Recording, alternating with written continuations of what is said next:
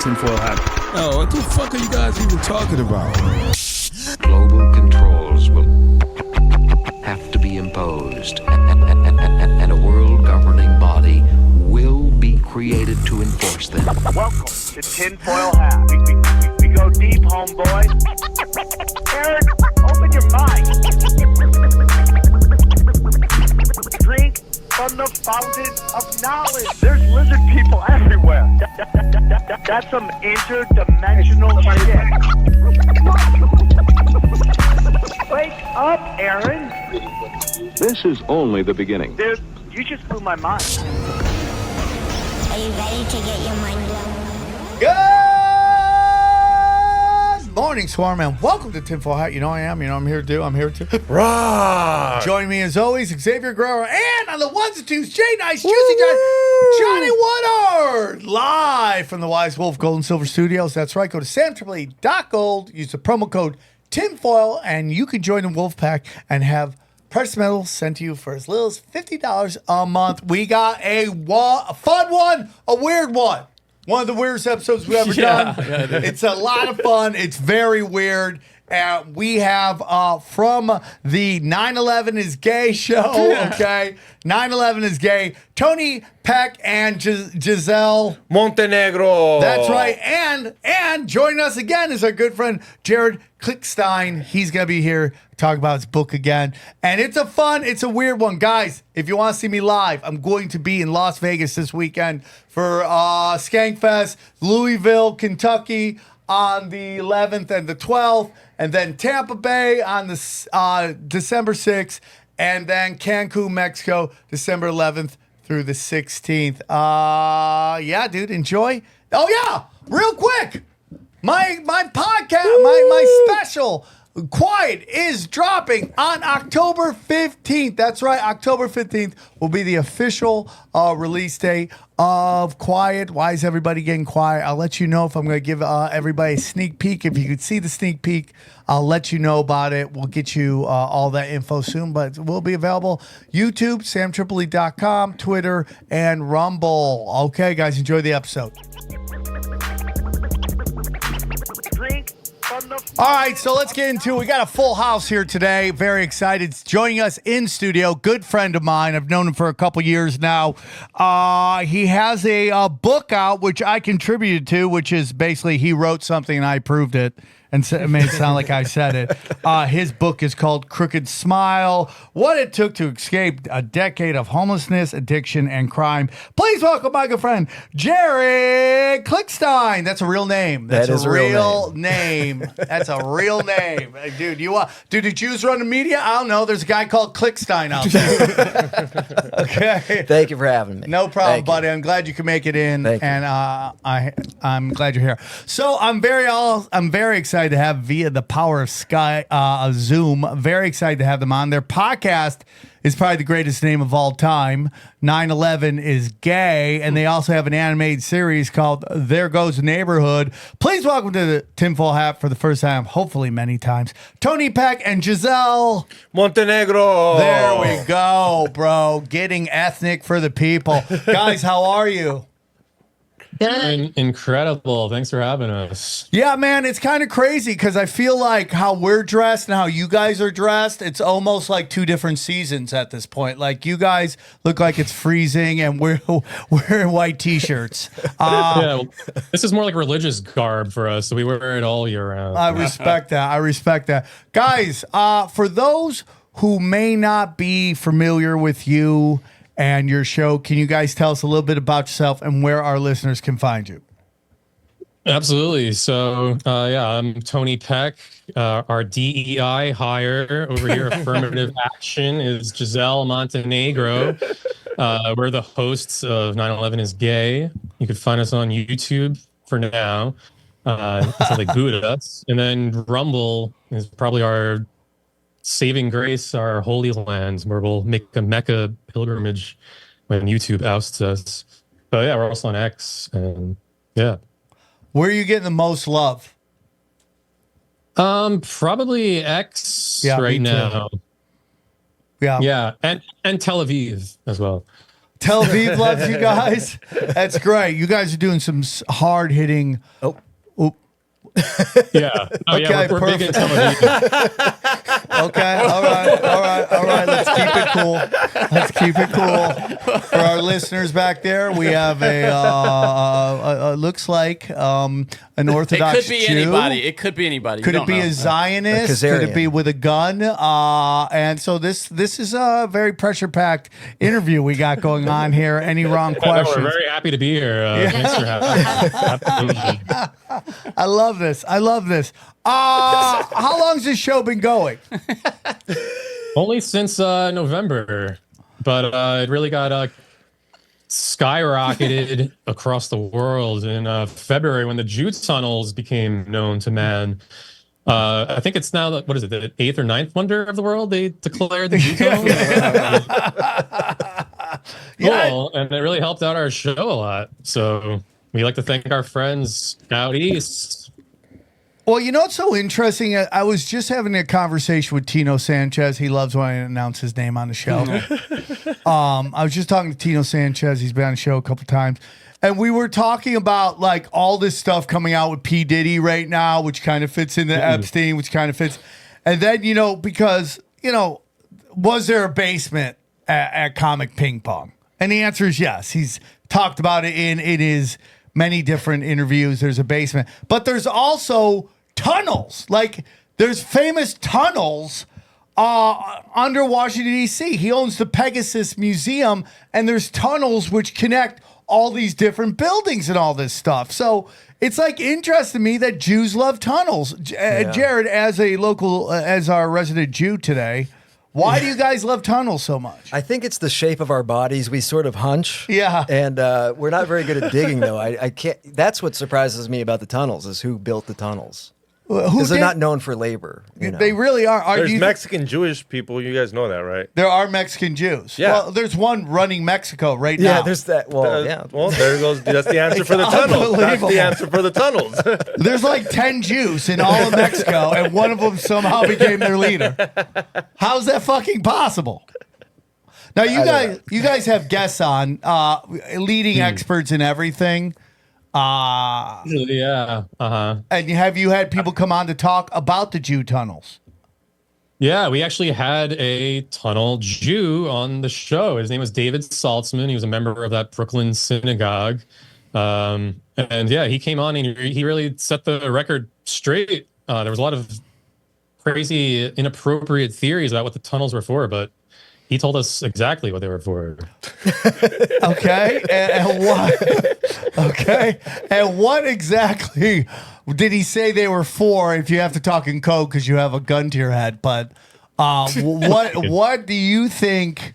What did he say the tunnels were exactly? Those are your words. Exactly for.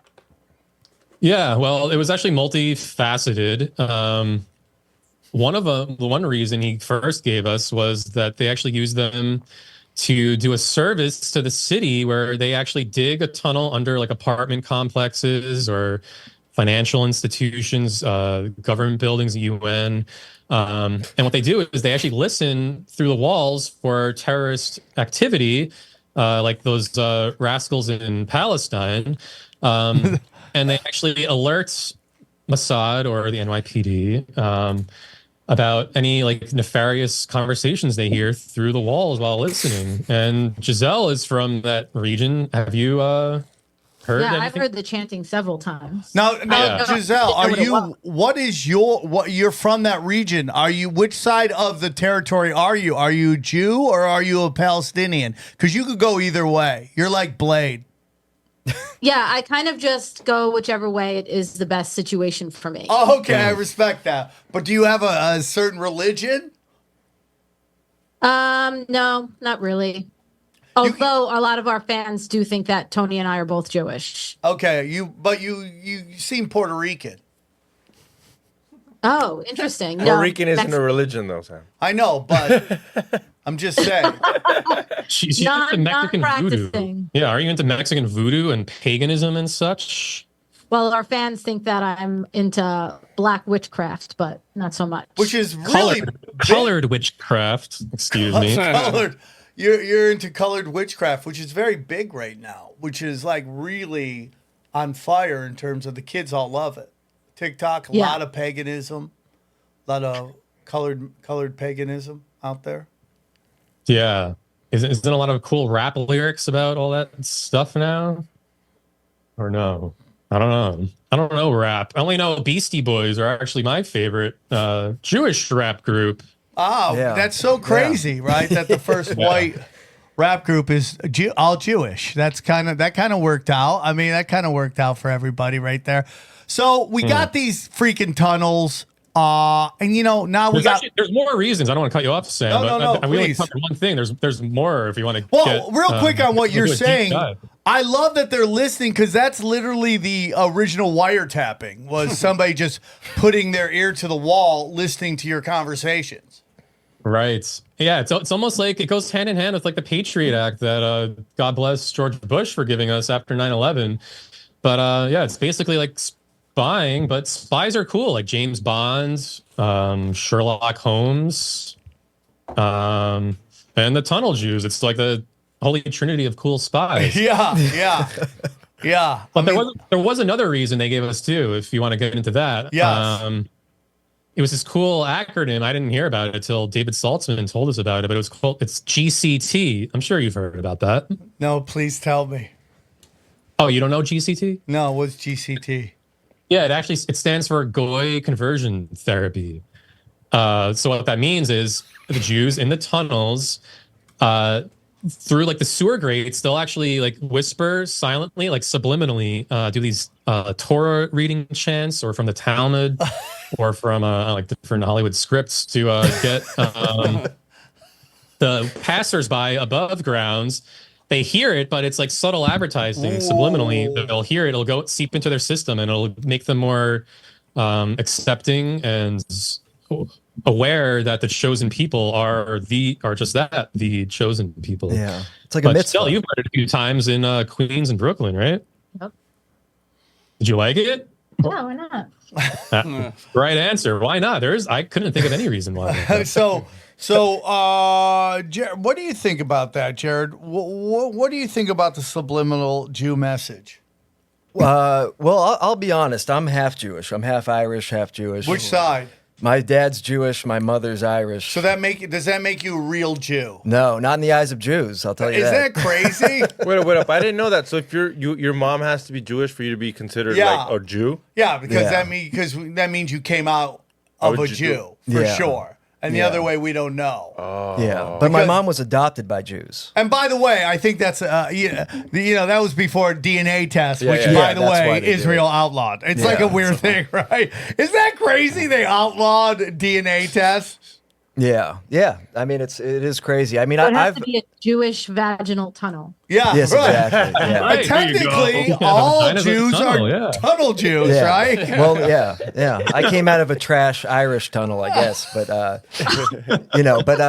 So Jews never really liked me or my family because my dad's a crackhead carpenter. Not very Jewish, But these guys are culty, and they're probably just under there, trying to, help the country somehow. I don't know.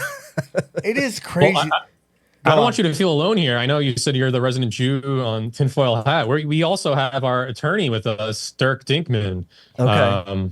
So we are armed with the law over here as well.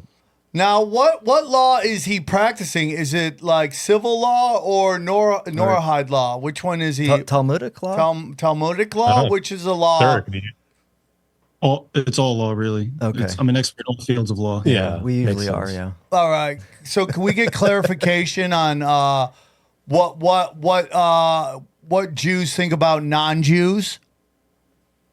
For me? From either of the Jews on the show. I was raised to just accept everybody. My mother had a whole Puerto Rican side of her family that we went and celebrated Christmas with. But I'll tell you. Hold on. Yeah. So you're Jewish, Irish, and Puerto Rican? Well, my mother's birth sisters all married Puerto Ricans. Okay. So all right. yeah, sort of. My cousins are Puerto Rican, but I'll tell you what they don't like more than non-Jews is a half Jew. Oh, really? They really, because it's a waste of a Jew. It's like you're so close. I know. You're so like that. close. So no, but generally, you are raised with this sort of like we're the chosen people, but you know, I don't know. We don't look that chosen. You know, I would tell you look the least chosen out of all the chosen I mean, there's some people. good-looking Jews, but you know, there's a lot of hunchbacks out If there. you go, Sam, who are the chosen people? It's between Brazilians and the Swedish, right? Yeah, probably the Swedish. Yeah, The Swedish seem to be really good-looking people. Very symmetrical faces. Not many allergies. Yeah. Not many allergies. Yeah, we can't handle cheese. Yeah, I mean, know. you have so many genetic defects. It's unbelievable. A lot of inbreeding. A lot of inbreeding. A lot of inbreeding, yeah. That's why it's a race and a religion, because of all the inbreeding. That's the truth, because they were such an insular community. It was a that race to inbreed. That's what it was. Yeah. Yeah, but can you blame them really? Like, if I was, I wish I was Jewish. I'm not, but can you blame them? Like, if I was Jewish, I would only want to breed with other Jews, especially my own family, who I knew were like even more chosen than my neighbors. Yeah, completely. I don't know. I'm kind of a big proponent of open borders for Israel. I think it does need to diversify a little bit. It is hilarious how you find tweets of people like, America should let people in. And then the same person tweets, Israel has to shut down their borders. We got to purify Israel. Well, I have a question regarding borders. Do tunnels count as like jumping a border if you go under the border? Dude, that's a great That's a good question. That's a great question. As a Mexican, I would- you still cross the border. You still cross the border. Yeah. You're under, on top, you're over the border. Yeah. How far do you got to dig to get under that wall? That is the real question.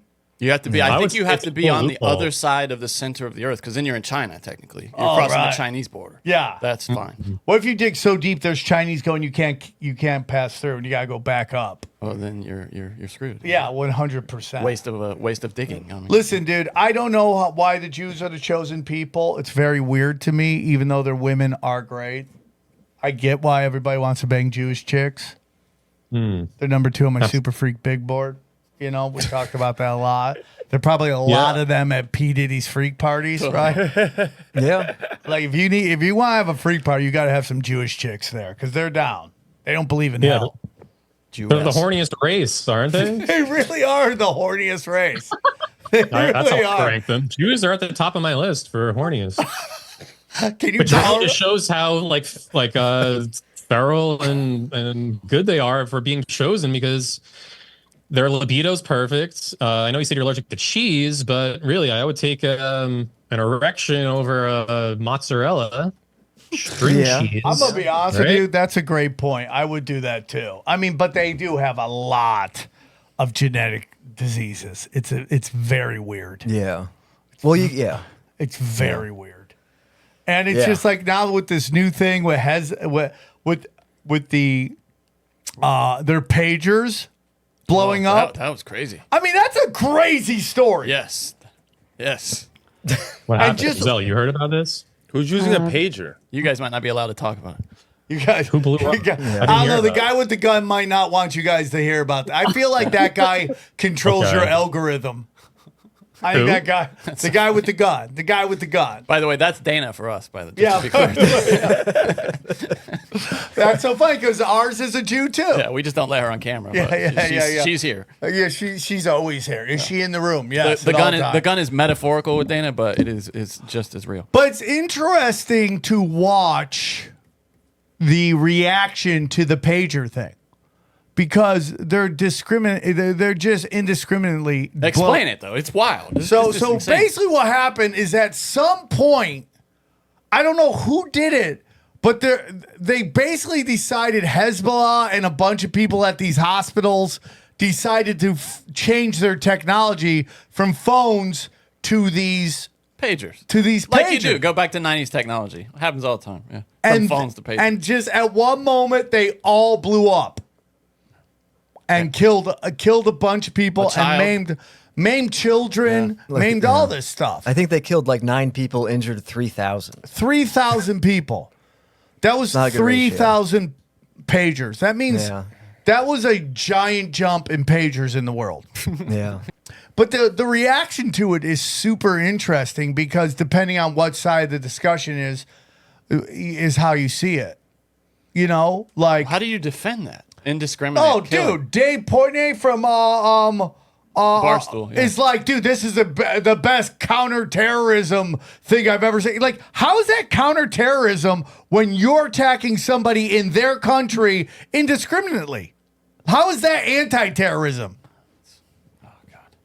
And then I missed this pager story. You missed the That was big pager yesterday. story?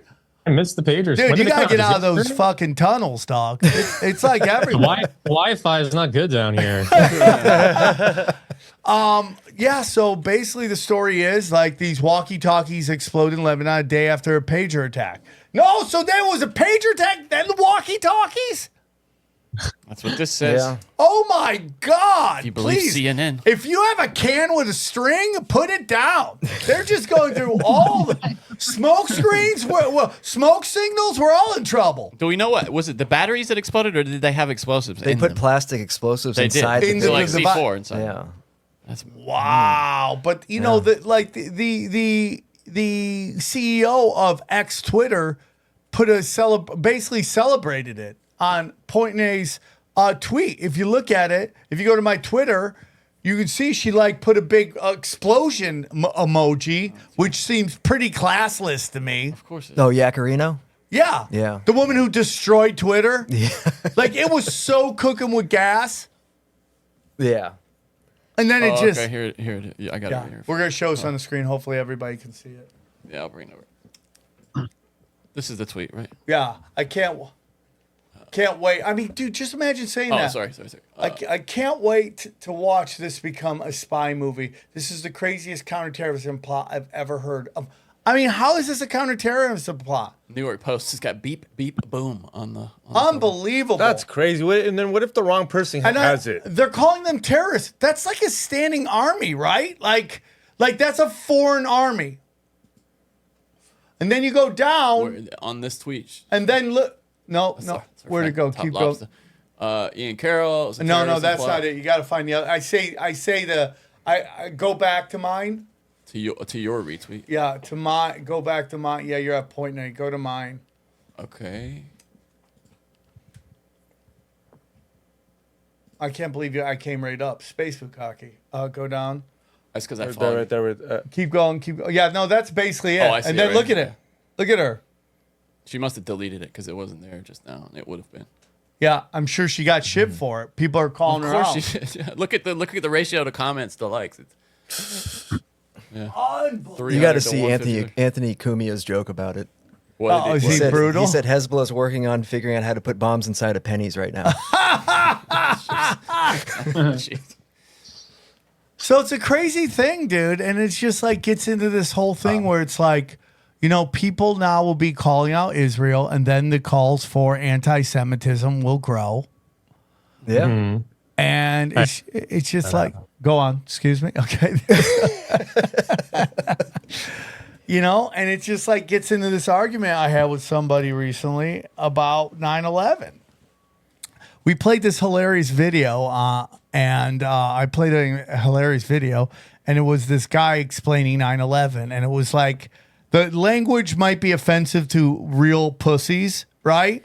But it was like, so what they want us to believe are these brown people were such geniuses, they figured out how to do the greatest flight of all time, greater than Maverick, why the Jays, and my friend got really upset about when he said the Jays, right? He got really upset about it. Is he a J? He's half a J. He's like, if you put you two together, you're full J. I mean, it's better than saying the K's. Yeah. I mean, it really is better than saying the K.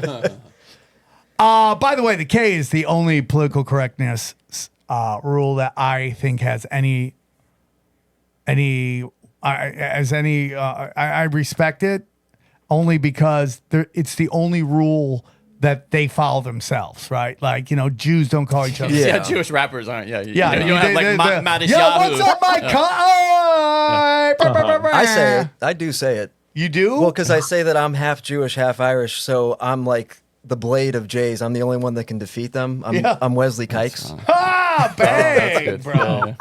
Yeah, I guess it would be different if like Modest Yahoo was going around, just saying the K word. Yeah, you just don't hear it. They don't call each like you and like Ari Shafir call each other kikes, right? Like everyone else does it. But every other rule is like violated by the group that like gets offended by that rule, right? Yeah. It's like unbelievable. It's like don't do rape jokes, and then like every cute white female comic has like 10 rape jokes.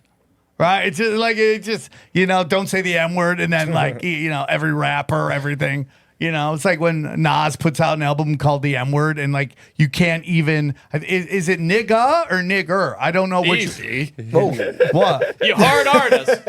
I'm just saying, what is the name of his album? And he's like, you can't say the name. Hold on, I could buy your album, give you money, but I can't say the name of your album? It's so stupid. Yeah. Only the Best Buy employees are allowed to say the name of the album. Best Buy told them they could. You literally have to call in the Geek Squad to tell everybody the album you bought. That'd be the best, dude. So we got in this argument, and he's like, the amount of anti-Semitism. I got in an argument with the guy. He's like, the amount of anti-Semitism is like exploding. I go, but like this day, 9/11, a narrative was manufactured to get us to believe it was these people that didn't do it, and 4 million of them died. Like, it's theory versus like real life consequences. The theory of something is so much more scarier to progressive, and like, I wouldn't even say progressives. I would just say people who want to use political correctness versus what's really happening. 4 million people died. Yeah. I mean, we try to keep things very PC around here, but Giselle can't stop saying the K word and the N word. Oh, if you say the M word, I'm going to be rock hard the rest of this. The rest of this. Let it rip. But that's the problem. Usually we don't do live shows. We usually pre-record them because I have to edit out all the K's and N's Giselle says. Right? Right. Sure. Correct. Sure. She's like, it's great. So this P. Diddy stuff comes out. What's your guys' thoughts on that? Any thoughts on that and Jeffrey Epstein and all that? Yeah, absolutely. So we actually, a few months ago, when Diddy's unorthodox lifestyle came out, we interviewed a rapper who worked with Diddy, and he was actually very close.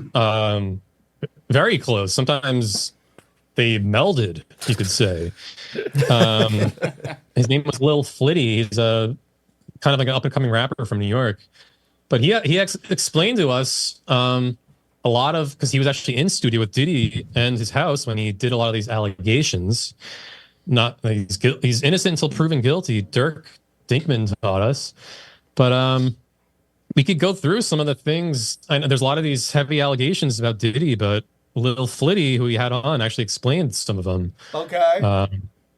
Let's hear them. So, okay. One of the main allegations was like Diddy was like fondling, groping men and boys in the studio, right? Giselle, does that sound accurate? So Lil Flitty, who worked on a single with Diddy, actually explained that this wasn't like a sexual advance. In fact, it was actually a musical artistic technique where, when you have someone's genitals, a male's genitals, and you apply pressure, their voice actually escalates beyond where puberty might have prevented them from. I like that. So Diddy sometimes would grope a singer's junk, medical term, so they can actually hit a higher note without having to resort to auto-tune, because sometimes it's kind of embarrassing for a singer who needs to use auto-tune if they can't hit a certain note. And then conversely, on the opposite end of the person, is if you actually insert something rectally, it actually helps you hit a low notes, kind of like Barry White, or like a Biggie Smalls kind of has like a deeper timbre to their voice. It actually helps them really kind of hit certain vocal frequencies that they wouldn't otherwise have been able to hit. So Biggie got rectal, and then Justin Bieber got the other one? No, Bieber definitely got molested for sure. Well, because he had the high pitched voice. Like he already had the high pitched voice. Yeah. But all Yeah, this and stuff's coming out. Skyrocketed his career. Yeah, it helps him. All this stuff's coming out about Biggie Smalls now, like jacking songs.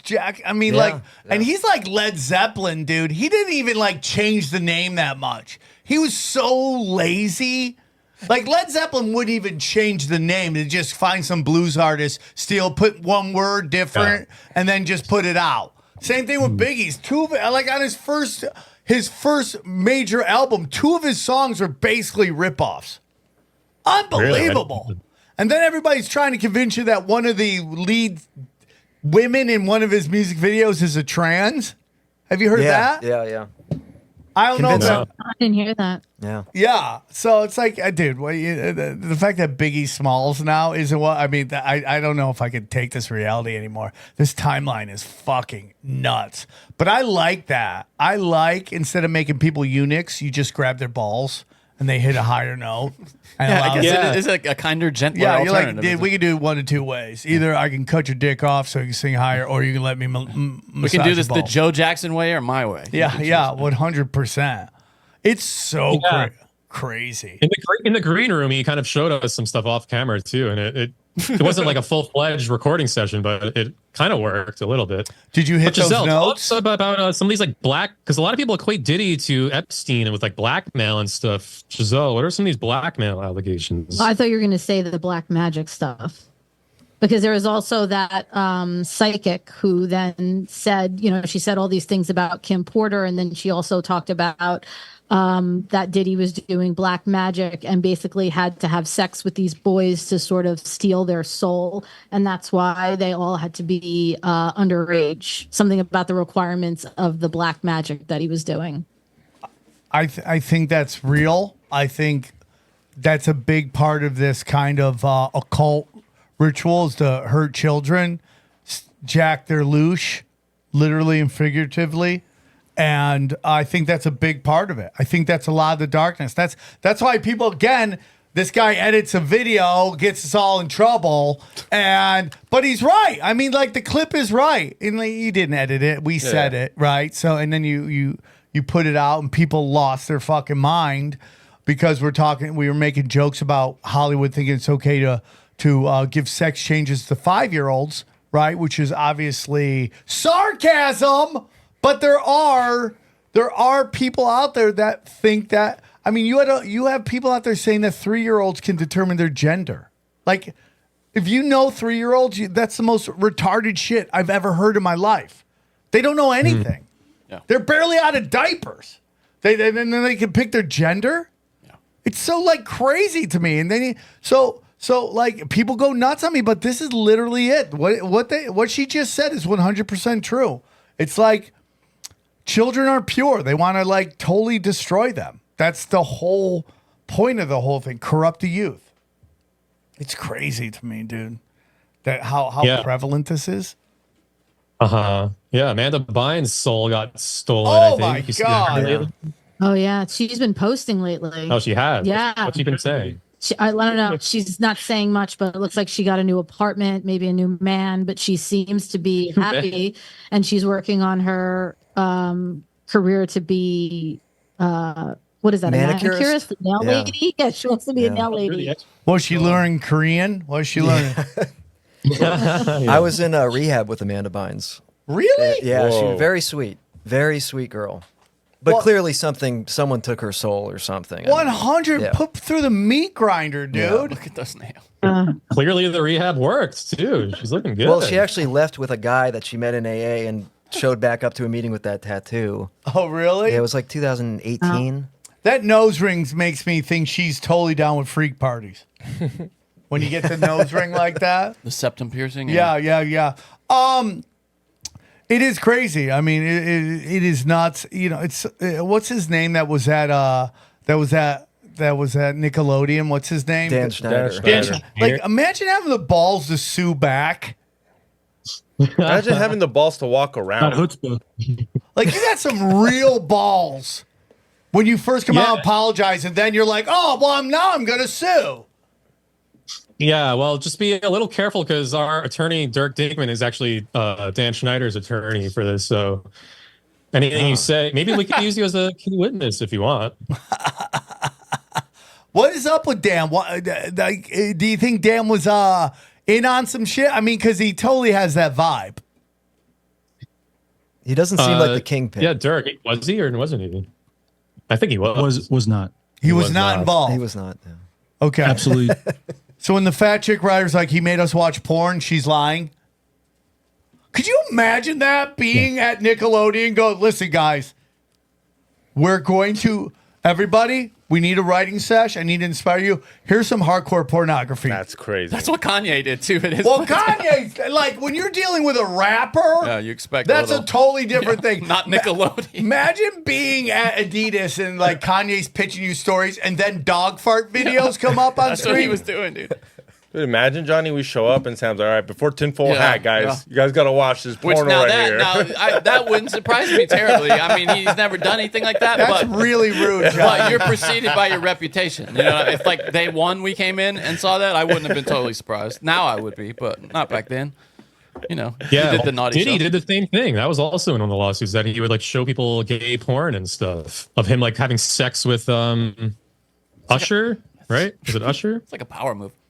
Yeah, No. I mean, it just sounds like whoever he was dating at the time, whether it be Cassie or whoever, that these women would then have to watch the sexual acts of either Diddy or somebody else having sex with a male, underage male prostitute that's been flown in. And it sounds like it would go on for days. Like, this sounds like horrible on so many levels. So that's what we thought, but Lil Flitty, who we had on as guest, kind of explained why Diddy would do these things, and to me it made sense. Diddy would show himself having sex with Usher to his recording mates because it would kind of like get the recording artist in the mindset for like a love scene almost when they're singing a love song.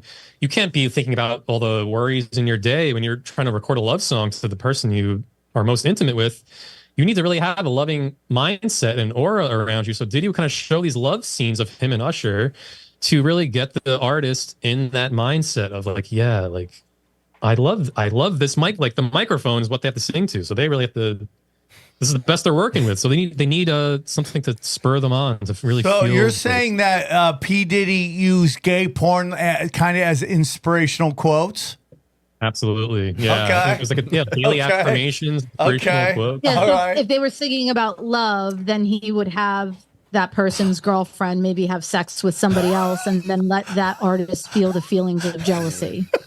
Okay. Yeah. All right. It worked. Would that be The results considered align. method acting? Would that be method I rapping? think it'd be meth acting. Meth. Absolutely. That's exactly what Rhythm it method acting. Is what Yeah, it is, rhythm. And so, Absolutely. so when the charges came out about P. Diddy, they listed all the drugs. Meth was not one of them. I couldn't believe it. It was Yeah, like very surprising. ketamine, popper, Ecstasy. but no speed. I'm really amazed by that. He did all the speed. There wasn't any left. Yeah, That's there's what it no was. left. Because meth does make you gay or obsessed with Hitler. Yeah, One of in the two. the AA, in the rooms of AA in Hollywood, they call meth the queer juice. Yeah. You're gonna get weird. You're gonna Almost make got bad me. decisions. Almost.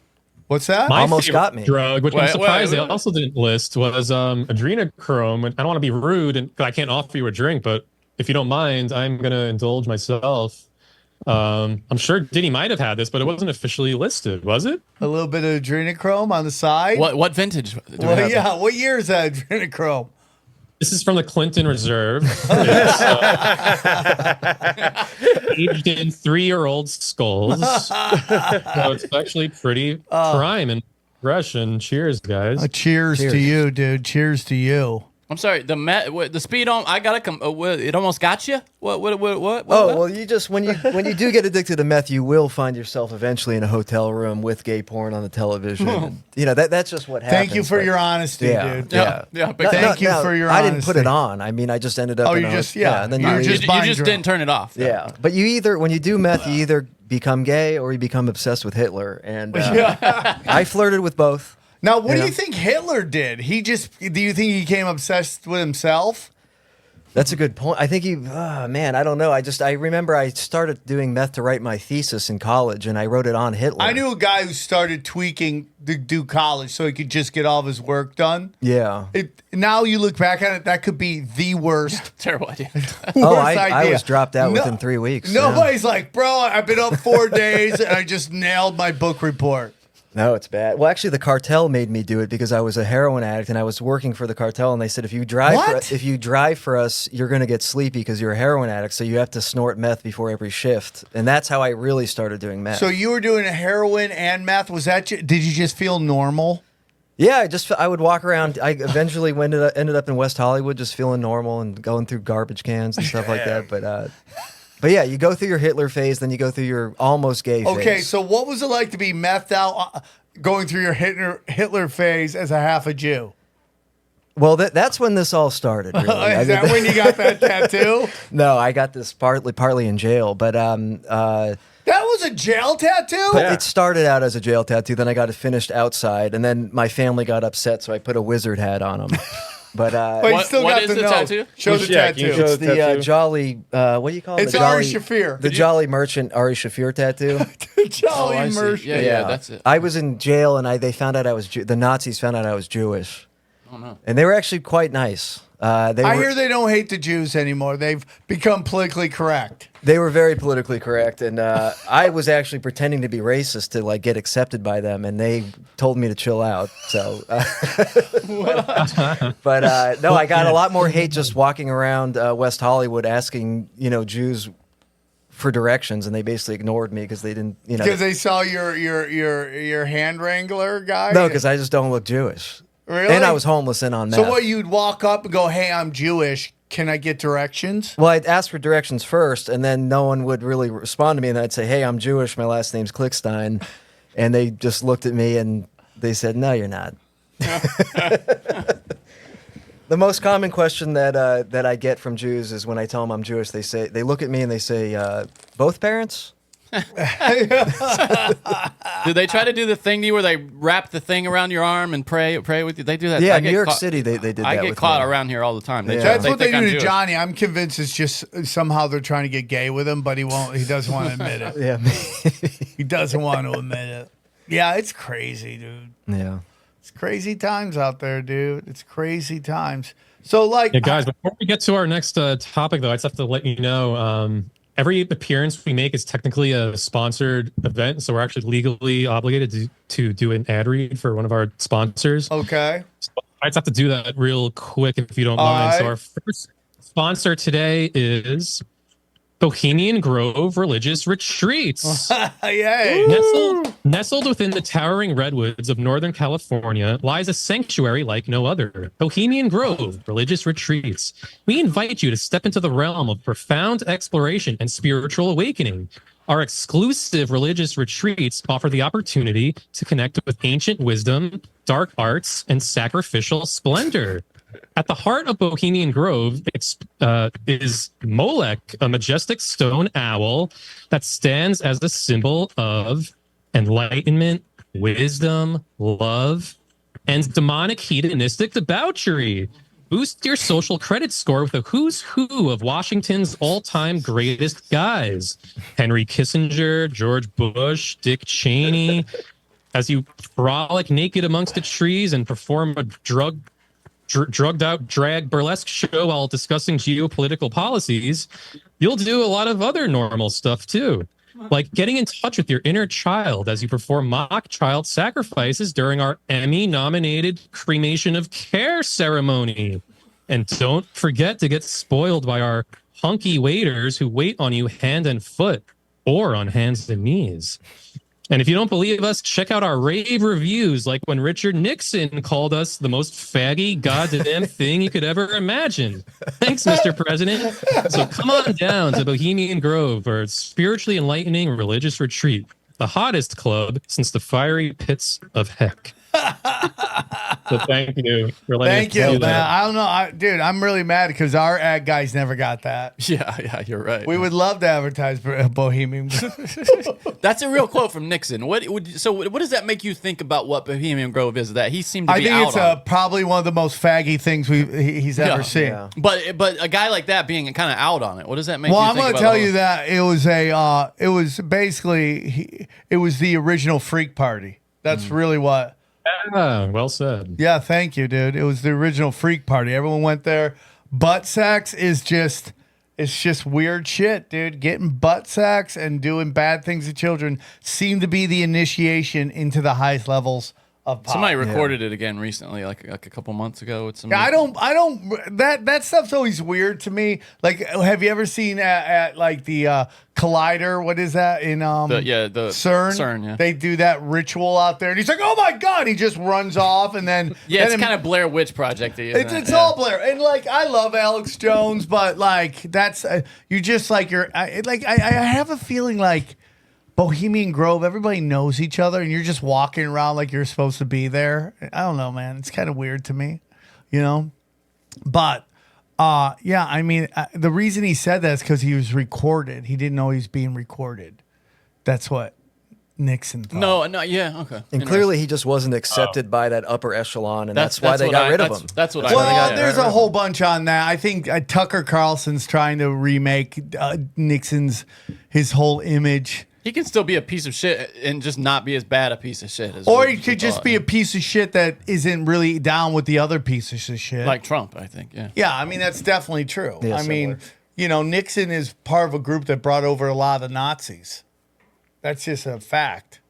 You know, there's a very famous 60 Minutes story on it where this Was that Boston. the PC Nazis or the meteor Nazis? No, I mean, those are the real straight up Nazis. Yeah, Nazis, Gen 1. Yeah. Gen 1. The real Nazis.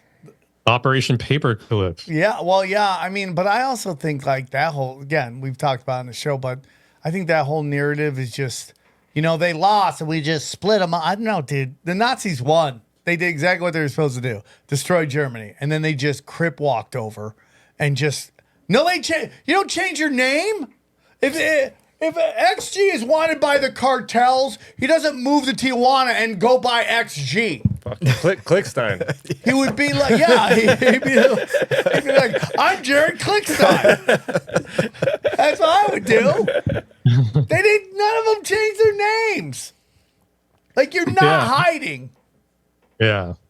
Crazy. No, they put him in Alabama. And again, we do have to give a hand for the Nazis for helping out Ukraine. Yeah. Against Putin, so That's where my really family awesome. comes from. No, you're Ukrainian Yeah. Nazis? Are you Khazarian, bro? I am half Khazarian, yeah. Really? That's amazing. a lot of I've never halves. met touch him. Is he real, dude? I've never met a Khazarian before. That's great, dude. Congratulations, Thank man. you.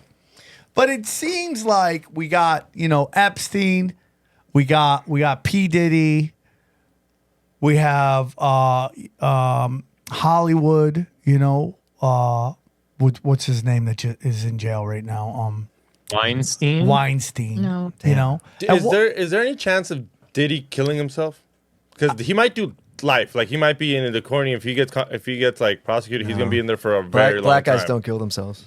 Could see him overdosing on dick while he's in jail. Yeah, that's literally the only thing. I mean, are you really punishing this guy? I mean, look at where they send Ghislaine Maxwell, right?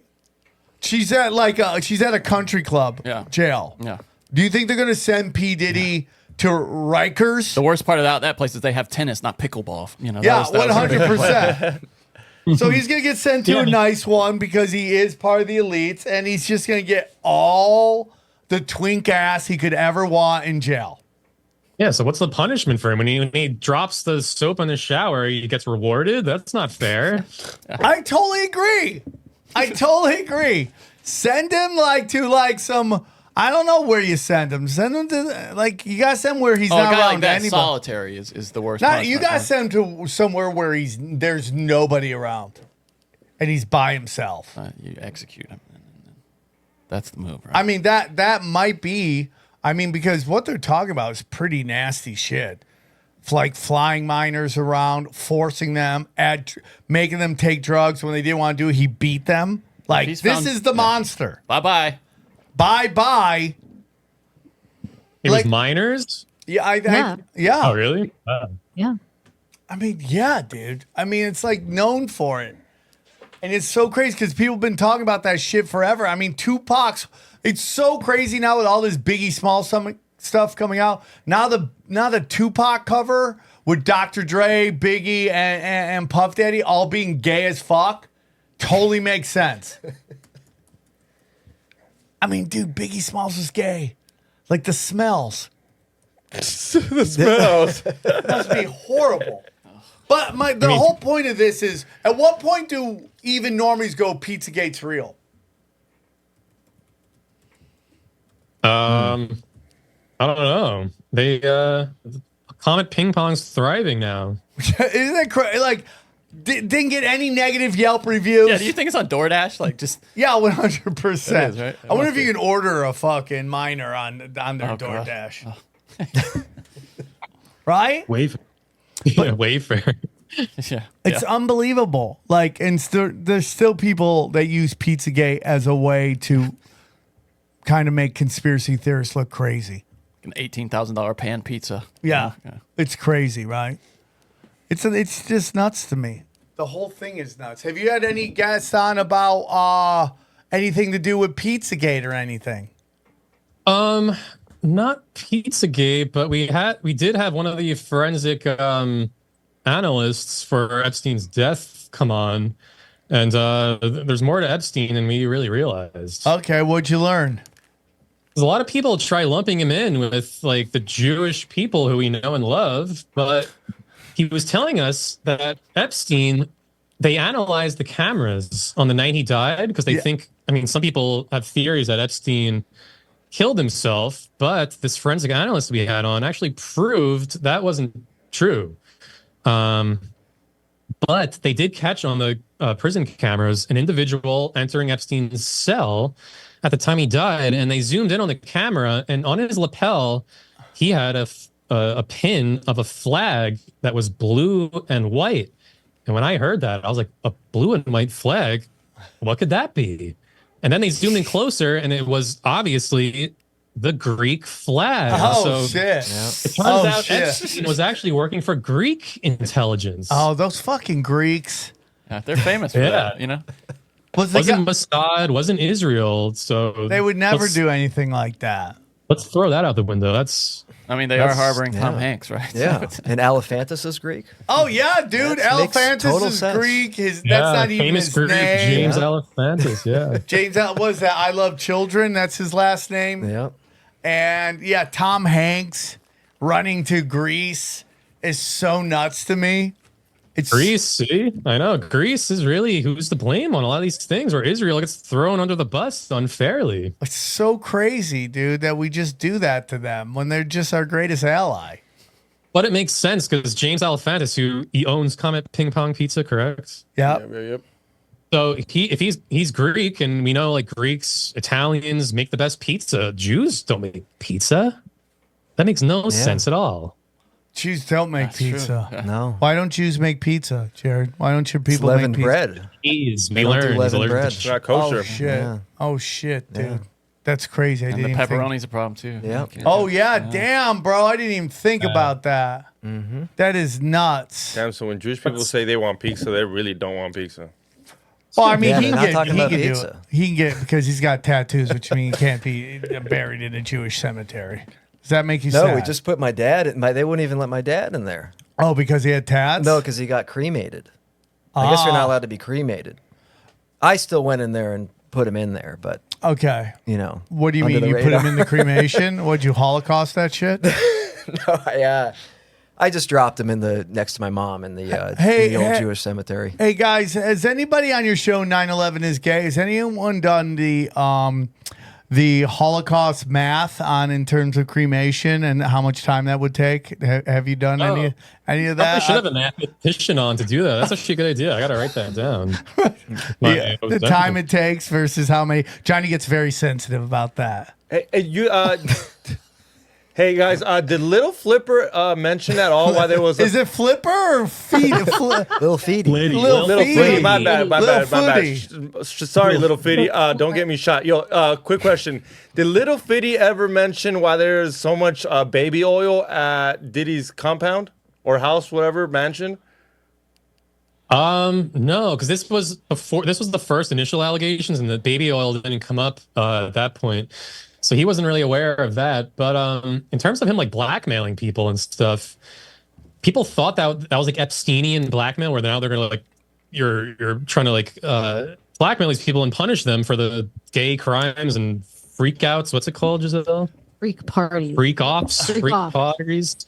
But it actually wasn't blackmail. What he was doing, what Diddy was doing, as we know, he worked with up and coming artists like Bieber and I think Usher when he was up and coming, is he was filming them all the time, not for blackmail, but to get them used to like paparazzi and that living that celebrity Hollywood lifestyle where you always have TMZ up your ass and Harvey Levin sniffing down your shoulder over and dude, I hate when people sniff down my shoulder.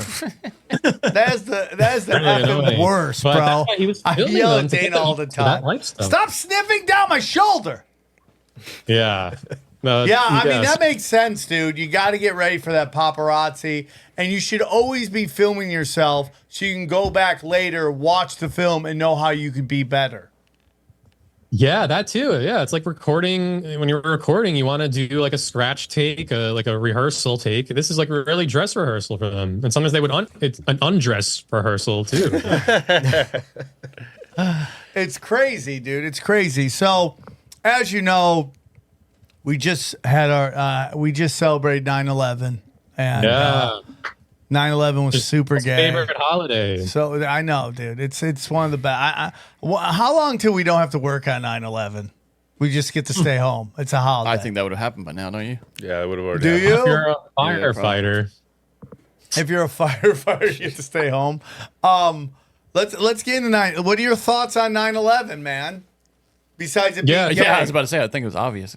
Yeah, I will say that my family that worked in the towers, they actually did stay home that day, so they kind of considered it a holiday already. That is hilarious. Half your family stayed home. Half my family died. That's so funny. It was always been a Jewish holiday because on 9/11 they didn't go to work at the Twin Towers. That's good. That is great. That was a great line. Yeah, that was a great line. Yeah, so we actually just did a 9/11 special. We went live on 9/11, and we did a few interviews.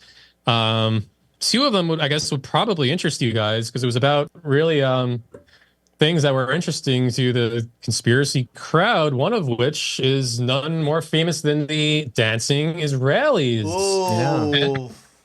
So we actually interviewed one of the dancing Israelis, which no one really ever thought to do before. But we said, why not? Let's talk to them. People think they did 9/11. They were celebrating. But you want me to get into what they're all about? Or? Yeah. I'd love to hear your theory on the dancing Israelis. Your totally unencumbered theory. Yeah. Yeah. Yeah. So are the dancing Israelis in the room?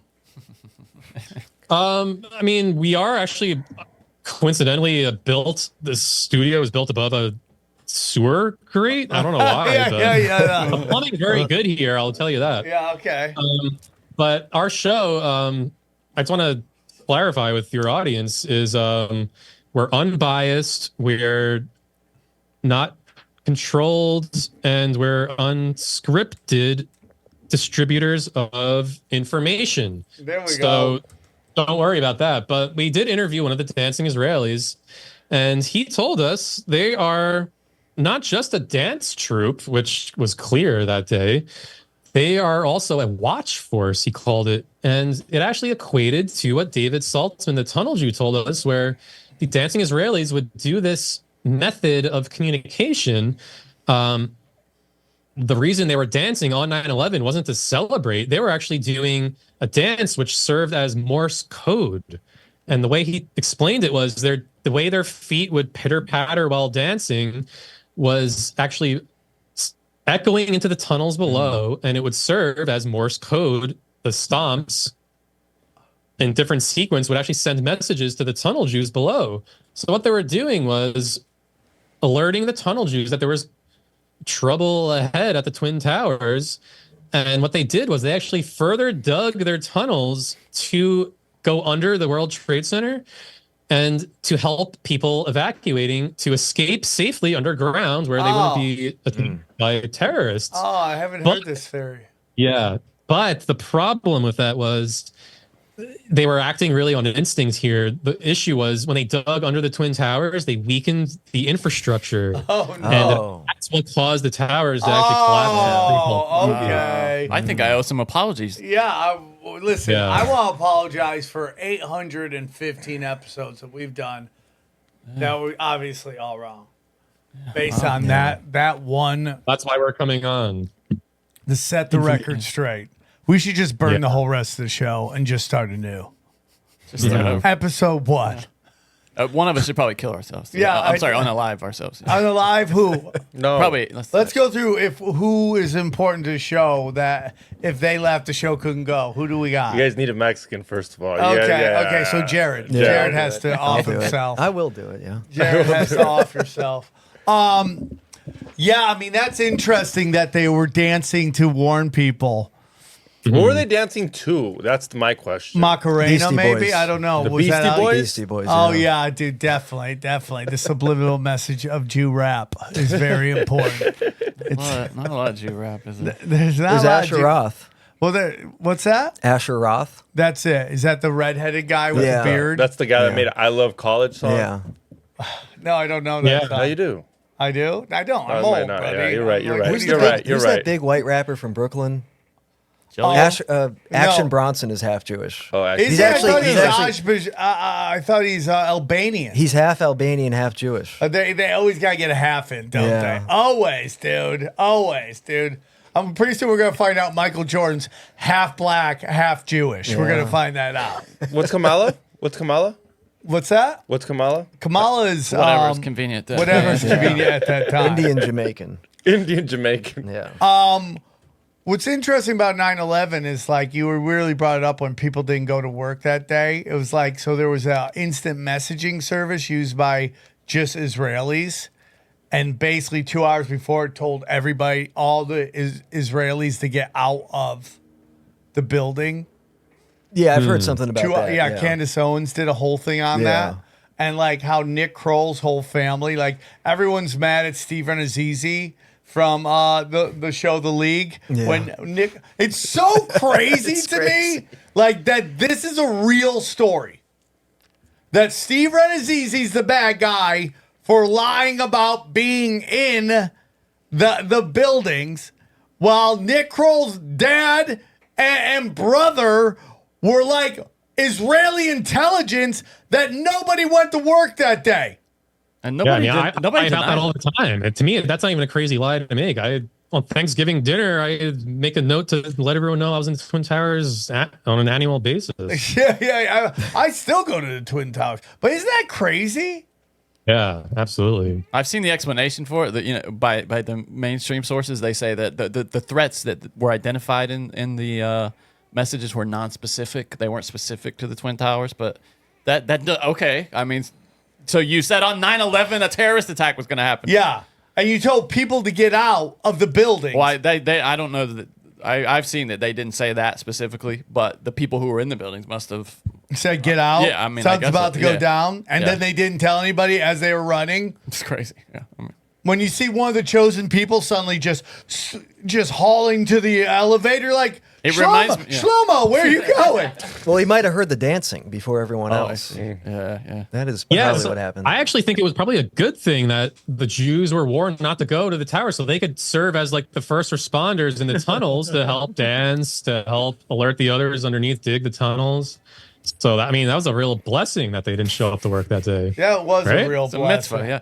It reminds me of the trade story too. You know how they just kind of poo-pooed that about the big trade that happened on 9/11. Oh, yeah. They were shorting stock, airline stocks. Yeah, And they were just like, option. we found. that was true, right? Well, it was, but they backed it with research that was based on something else, so they just dismissed it as. Is that the same thing about October 7th that they shorted this ETF, this Israeli ETF, for the exact time it was supposed to go down and then end at the exact time it was supposed to end?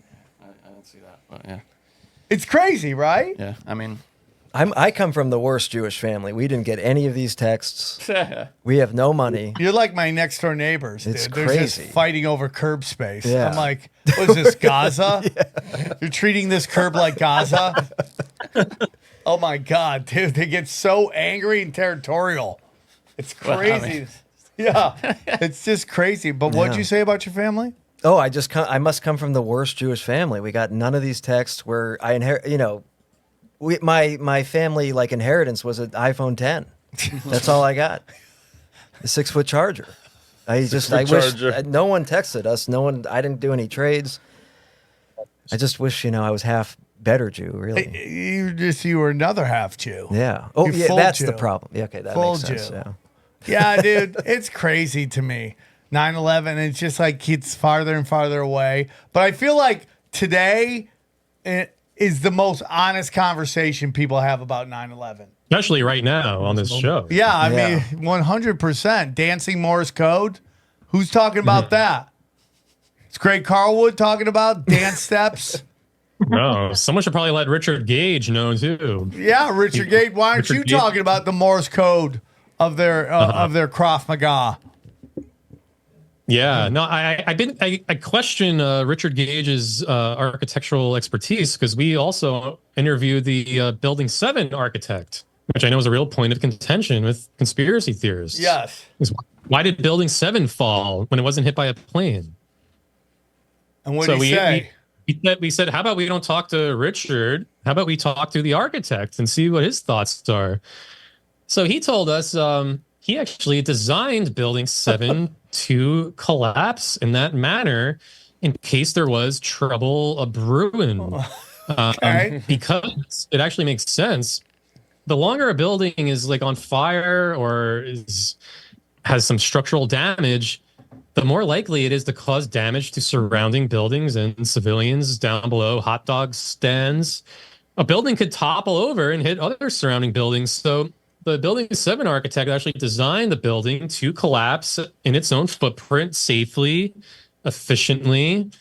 And the reason thermite was in there, which I know is also a real question people have, why would an incendiary explosive type compound be in a building? The architect said he actually considers thermite his architectural signature, where he intentionally puts thermite in buildings so that they can fall into their own footprint at free fall speed to keep all the other city goers safe, which Giselle is one of them, and it kept you safe probably. So you should applaud him, right?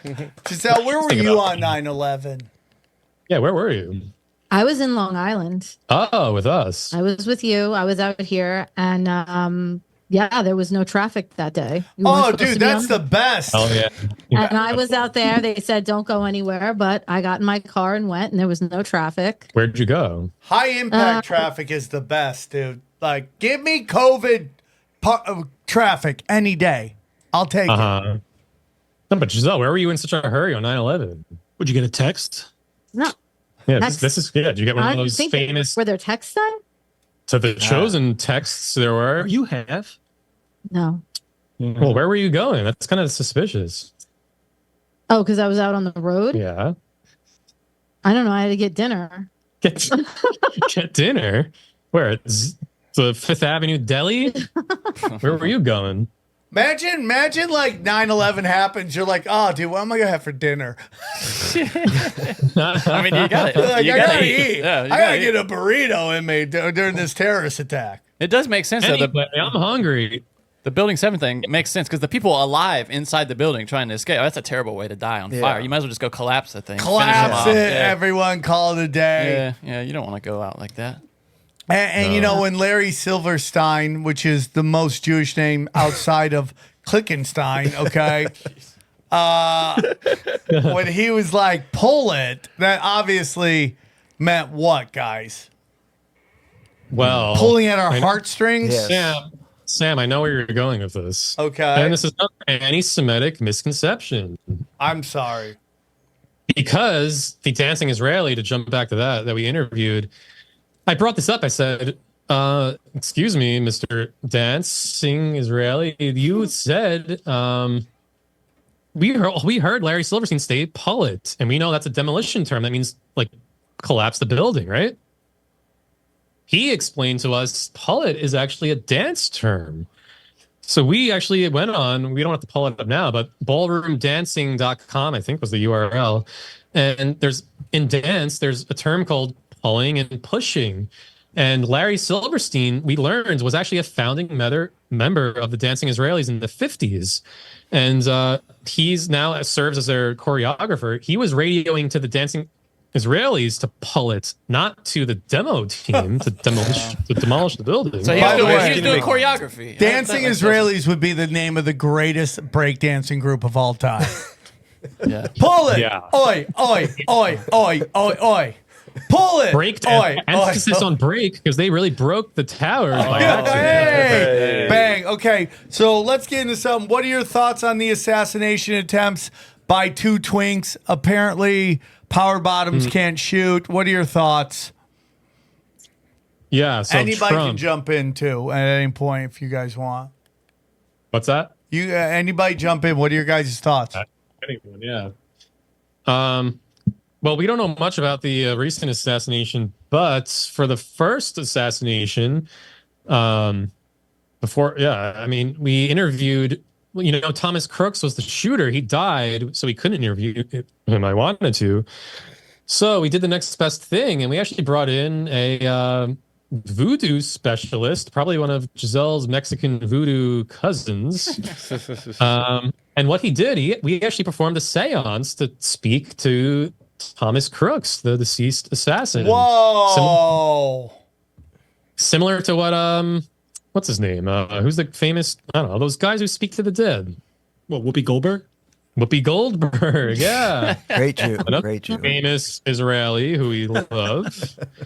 But yeah, we did a seance, and we actually spoke to Thomas firsthand to see why he shot Trump. And he was actually, people were wondering why he was in a BlackRock commercial, which I'm sure you guys thought was pretty suspicious. It totally turns is. out Rock works with Black Cube. So you guys, does your audience know who Black Cube is? That's a great company. Yeah, we've heard of Black Cube. So Black Cube, for those who don't know, actually worked with Harvey Weinstein during his trials and tribulations, and they worked to antagonize and scare and spook Harvey's folks, the women who were suing him. Rose McGowan, yeah. So the Black Cube was trying to scare them to not say what they said because maybe it wasn't true. But anyway, I think Black Cube is Nick Kroll's dad's company. Is it? Yeah, I think it's Black Cube Intelligence, and he was used to. Yeah, I mean, dude, it's so crazy how it's all connected. But go on. So he's working for Black Cube. So as we know, Black Cube was also founded by ex-members of Mossad, that really cool James Bond-esque intelligence agency. And what they were doing was they were actually trying to shoot Trump. Thomas Crooks was actually trying to shoot the Black Cube assassin. So he wasn't even aiming for Trump. He was aiming for the Black Cube assassin. Wow. So it was really kind of another misunderstanding where he wasn't aiming for Trump. He was just a really notably bad shot. And he accidentally hit Trump. He loved Trump. So you're saying that he was trying to take out another assassin. So this is like that scene in Game of Thrones where the guy throws the spear and they think he's throwing it at the queen, but he's actually throwing it at the assassin behind the queen. Yeah. Wait up. Yeah. So the guy that got shot could have been like a spy, or is that who he was trying to shoot? The guy that actually got shot, that got killed? That's what he's saying. That's what. Well, there was a second shooter on the water tower. He was saying, but because Thomas Crooks loved Trump, and what we actually did at the end was similar to what Ghost. I know Dirk brought up Whoopi Goldberg in the movie Ghost, where Swayze kind of takes over Whoopi's body, and they kind of have a loving embrace. Giselle actually experienced this firsthand, where you kind of inhabited like the spirit of Trump, and our voodoo expert inhabited the spirit of Thomas Crooks, and you guys had a loving embrace. What was that like? I mean, I blacked out. I only remember from the footage of the episode. Yeah, but it probably felt good afterwards. No, I mean, I felt great afterwards. Were your Did you get panties molested wet? by a ghost? Were you horned up at all?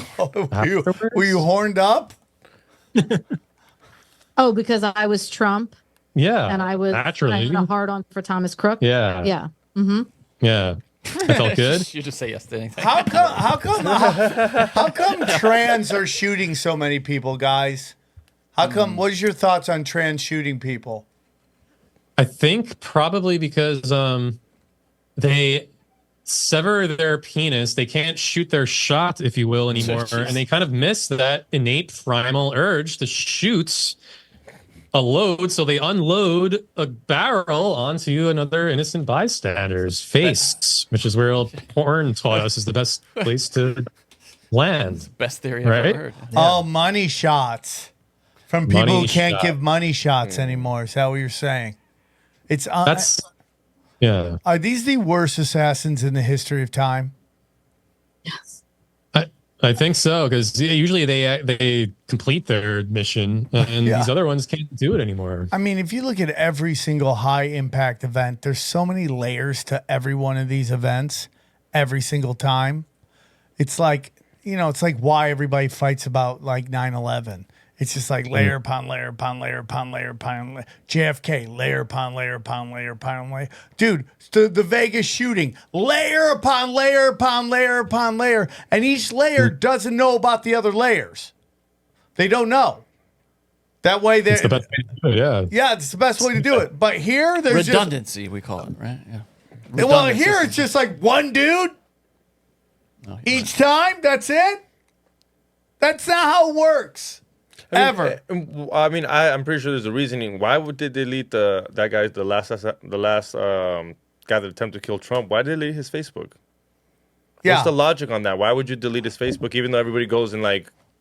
By the way, who's adding the assassin on Facebook after that? Who's like friend request, friend request, friend request. It's like I mean, Charles Manson had a lot of fan mail in prison. I'm sure Ryan Routh is gonna get a lot of tail. Maybe him and Diddy could hook up. That'd be cool. Oh yeah, that guy's going to jail with people his. where I live love them. They do. They love both assassins. Yeah. Is that where Portland? Oakland. Oh really? Yeah, yeah. Everyone's very upset that they missed. Giselle's from like Brooklyn region. She loves the left, right? Yeah. Are you happy? No. You're not. Why? But Trump is like Hitler. Shouldn't he? I know, but that doesn't mean that he should be dead. So you wouldn't kill Hitler? Wait, so Giselle, you want Hitler alive? No, that's not what I said. Are you saying you wouldn't kill baby Hitler? Okay, time out. Would you abort baby Hitler? Yeah. Yes. So it's just really weird. So you're from Oakland, right? Yeah. You were the one telling me about Berkeley giving away certain business licenses, right? For people who are willing to destroy their parking area. You told me that, right? Yeah, basically you can't build anything in Berkeley unless you commit to destroying parking spaces. Think about that, bro. That is a straight up 15-minute city. Yeah, and they're taking every 2-lane street and turning it into 1 lane. It's like they're trying to just like Stalinistically like oppress you with urban engineering. No, that's it's the best way so I can describe crazy to me. And like everyone there's like, this is a great idea. Who needs 2 lanes? We need 1 lane. 1 lane is better than 2 lanes. And you're like, what the fuck, man? 1 way, dude. And they're just loving it. They're just loving it. And the more I hear about how fucked up Berkeley is, the more it makes me laugh that Cal beat Auburn. Imagine being from Alabama and losing a football game to the power bottoms in Berkeley. Yeah. Like, how are you even allowed to show up? Is it something like this? Berkeley overhauls off-street parking with an eye towards greener future. Oh, yeah. Dude. It's such bullshit. They're just selling you on the. It's funny. It was a nightmare parking in Berkeley. I remember that. I went to see it. I've been up there a few times to the Greek to see shows, Oh, and yeah. it's impossible to find Oh, it's parking. worse now. Oh, we went to San Francisco. Me and Sam went to go on a tour, and you pay for the hotel. The hotel parking, the hotel doesn't come with parking. It's another like $80 to Yeah, park your yeah. car. They don't tell you that before you book the hotel. You're like, oh, I'm Yeah. getting a deal. No, you're not, because it's like $80 per day for parking your car. That's LA too. Yeah. It's and then crazy. and then it's $400 to replace the window. Oh yeah, every day. and that's another thing. You tell them I'm gonna park outside. They literally tell you like you might get your Yeah. car robbed, so you might as well pay for the parking. Yeah, Yeah. people are doing just leaving their windows down now, right? Or putting a sign in saying like I'm a single BIPOC mother, like do not break my window. That's the move. Yeah. That's what I do. I just say single BIPOC mother. Just put a car seat. Yeah. Yeah, it's a great place. The average, at least houses are only $1.5 million up there With no parking though. with no parking. So, That's great. Yeah. we all gotta get out of these cities. I mean, I get yelled at all the time about living in LA. How do you guys live in New York still? The city. Well, we're Long Island, so we're kind of away from the city. I mean, yeah, well, Giselle's more so in the city than I am. So this question's for Giselle. Yeah, Giselle, you tell us. I mean, I feel like I'm never going to leave, but to talk about parking, I mean, that's the same thing. Even if you stay at a hotel in New York City, it's going to be the same thing. You have to pay like $50 a night for the parking. For me, if I paid for my parking in a garage, it would be anywhere from $350 to $450. So I gamble and I park on the streets. I don't have a new car. So there is no perks to having a car because it's kind of like right down the middle because I just had my catalytic converter stolen. Oh, so man. that be a trend. By who? George Floyd's brother? I thought that was just a COVID thing, but it's happening. There's all these like the scooter people, the delivery people. They're all like a scooter gang now, and they're going into Greenpoint and they're just hitting up like the busiest hours of restaurants, and they're holding guns to people and taking their wallets or their Who's they? I can't tell if they is the scooter people. Are they the Jews? And when we say theys, no, they're just the delivery people. Or the they thens? What kind of days? Because it just feels like we're in the city, we're just flooded with the delivery scooters that are now potentially going away, but they're using them. When I'm saying like gangs, is they're showing up on the little scooters and then they're going after people on the like literally on the streets. Like there was a club or bar that everybody goes to 11:30 at night. People are outside there talking and smoking, rolling up, and then robbing them there. So there's a lot of that been going on lately. I'm not Holy in New York shit. City. I'm in Brooklyn, Queens area. Who are the people on the scooters? Puerto Ricans, Well, right? it's debatable. It's mostly What's just your- young white men, I would assume. Yeah. right? In Japanese. Yeah. Yeah, it's totally I know. white young men doing all this. Yeah. Is that Speaking funny? of white men, Giselle. He's pretty white made- right there. He looks pretty white. That the That leader. looks like your uncle. He designed this mug with the cool white guy. We call this the forgiveness mug. Giselle designed it, actually. She's from the city. She was on George Floyd's team. And she wanted them to forgive each other, so she designed this mug. Right, Giselle? Oh, That's look at beautiful. that. Look at that. Where can I get something like that? I'd love to know. What's your thoughts on George Floyd? Yeah, Giselle. She's not saying anything. He's gonna yell at me, so you might as well talk. Yeah. Well, the thing is, I thought it was a tragedy. Giselle is actually backs the blue every step she takes. And she's on Chauvin's side, right? So you thought that he actually didn't show enough force because George was breaking the law that day. He was on Eating drugs, drugs. counterfeit money. You said Chauvin went easy on him. What else did you want him to do? Oh, my Twitter said that.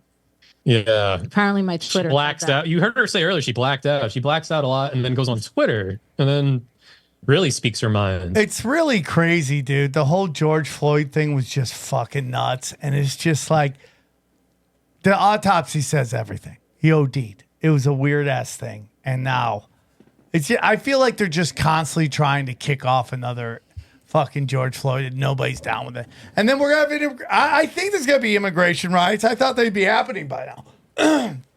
We're like a month and a half to the next election. Who do you guys think? We'll end on this. Who do you guys think is gonna win? Israel. No matter who's elected, absolutely, they're winning. 100%. 100. Sam, there was this thing I wanted to run by you before we wrap up. There's this cool thing. I don't know if you heard about it. It's this new religion. It's called Judaism. It's new and old. There's kind of a New Testament and Old Testament, but they kind of run a lot of things in Hollywood. I know you're in showbiz, entertainment I'm not, industry. but yeah. I got this cool hat they actually wear for you. It's been blessed by what they call a rabbi, if you guys haven't heard. And I did you the favor of actually printing out this paperwork. Oh, it's very hard. How you become Jewish today. I could fill it out and sign your name for you if you want. We have legal loopholes where we could actually do that.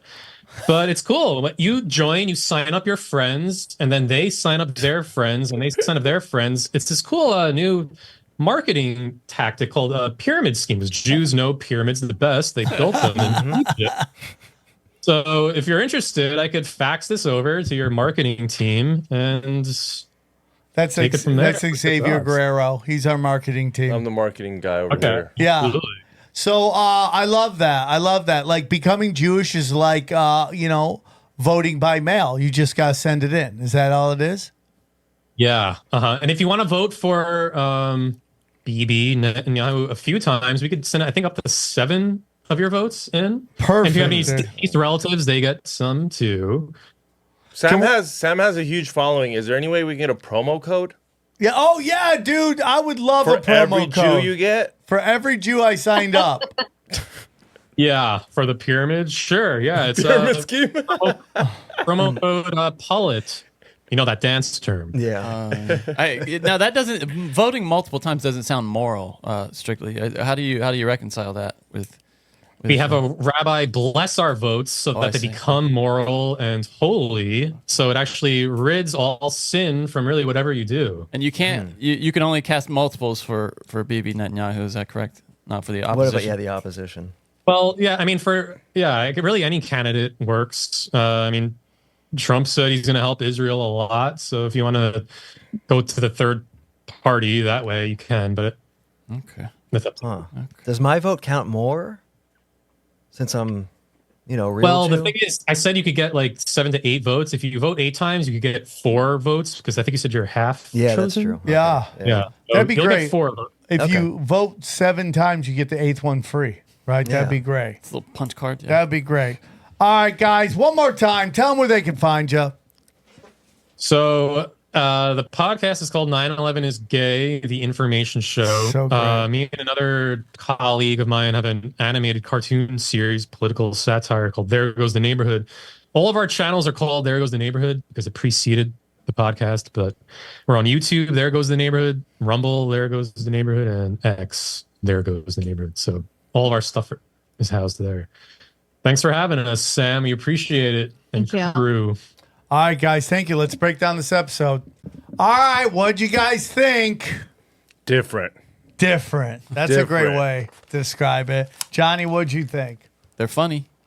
They're funny. It is funny. And there's nothing funnier than having an Orthodox Jewish person with a Glock standing over your shoulder. I love that. I've been seeing that's that. a good bit.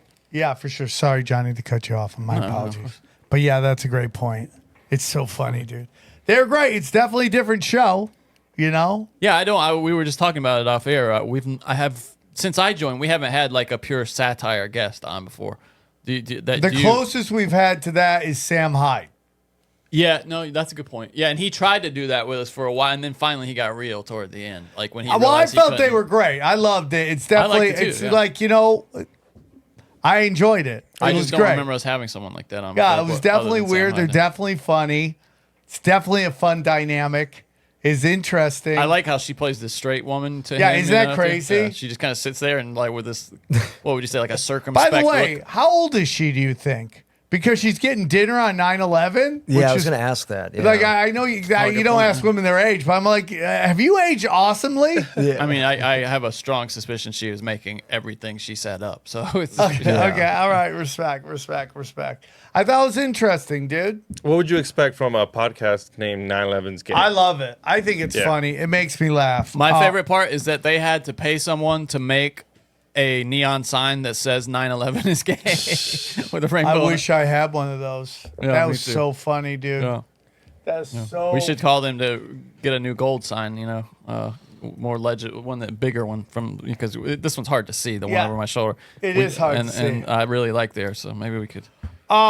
Jared, you came on. It was a fun, weird show, but you have your book here, Crooked Smile. What was it? Well, tell us about it. Yeah, well, I was a homeless drug addict for many years. I was on Skid How Row. long? 2011 to 2018, sort of off and on. Hold on. 7 years? 7 years you were homeless? Off and on. Fuck. Yeah. Skid Row for about a year in 2011 to 2012. So you're tent living. I was tent living in 2011. In 2014 to 15, I was cardboard living. Okay. Yeah. All right. Well, it's a really great. Is that a big upgrade? I like it because you can move around more easy. You know. Which one? The cardboard. You can kind of sleep You wherever prefer want. the cardboard? What? Well, the tent is like now you have to guard a tent. Did you lose the instructions to put it up and down? Well, that's the thing. In 2011, you weren't allowed to leave a tent standing on Skid Row, so you'd have to break it down every morning, carry a tent around. That makes committing crimes a lot harder because you have to carry a tent with you. So 2014 to 15, I just slept on cardboard, and then fortunately I ended up in jail for a while. And that's when I sort of turned it around. I was homeless in the Tenderloin as well in San Francisco. Bro, Tenderloin. probably back when it was great. Yeah, what's the it best was place to great. be homeless, would you say, that you experienced? The Tenderloin was fun because there was a lot of like trans stuff where people like trans were like being trans, and then when you got violent with them, they turned into men, and then they could That's also great. mace you. So they'd like fight you like a 6'2" black guy, but also could mace you. That's my favorite thing. They're like women until it comes fighting, then they just go straight crazy. Yeah. It's so funny to watch. What's going on? Give me your money. What the fuck did you say to me, Yeah, bitch? 100%, dude. Yeah. 100%. So you survived. How long you been sober now? 6 years. And what the book is this you surviving? It's the story of growing up with my parents who were both crackheads and heroin addicts, and you know, like I said, one of them was Jewish, so you know, pretty annoying combination being Jewish and a crackhead. And had a good, you know, fun childhood with funny stories. And then I came out to Oakland and I got on heroin myself, and it's just funny Were you stories. shooting it? Shooting heroin. I don't know heroin, how. Damn. Dude, I'm so thankful. I hate needles. I am so thankful. Did you 'Cause start with something else, or did you get right to the I smoked age? heroin for about 4 years before I ever shot it. I was homeless on Skid Row smoking heroin, and then You I have went. brothers or sisters? No brothers and sisters. No. So you're alone. You're the only one, and you were just fucking railing drugs. Yeah, yeah. And then I moved to New York City, and I went to a needle exchange out of curiosity, and they gave me a pamphlet on how to shoot up heroin. And Right. so okay. They helped you progress to needle use. Yeah, I went in Holy there. fuck. I went in there out of curiosity, and then they said, you know, I said I've never shot up, and they said, well, you can't do it wrong. You got to do it right, and here's a pamphlet on how to do it. So the fuck book outta talks here. about policy too. It's like a governmental policy book. So what do you we- think about needle exchanges then? Well, needle exchanges started out as a thing for people to ex-junkies to sort of hand out needles so people wouldn't spread diseases, and then also the end goal was to get people into detox and to treatment, and then it sort of got taken over by all the college grads that came out of college in the 2010s. They're sort of communists, and they've never shot drugs, and they don't know anything about drugs, and now they couldn't get a job, and they ended up. It's become an industry, basically, the harm reduction industry, which is sort of like an ethnic cleansing of junkies and drug addicts. Now, Yeah. what's your thoughts on how California is dealing with homelessness?